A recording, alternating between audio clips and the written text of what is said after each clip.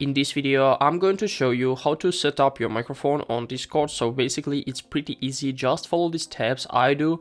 So all we need is just to open our Discord, make sure that you are logged in. By the way, it works for Mac and Windows, so it works for both platforms. Make sure that you hit the like button.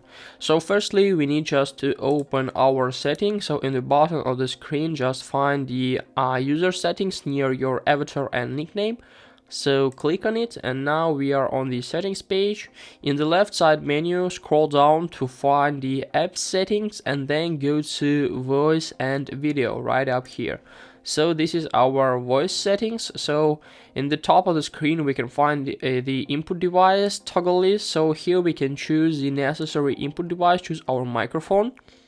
So the next step is just to change the input volume to check which is the suitable one for you. For example, let it be like this, and after that you can easily click on let's check and check out your microphone. So you will hear it using your headphones or other output devices. So let's check. Hello.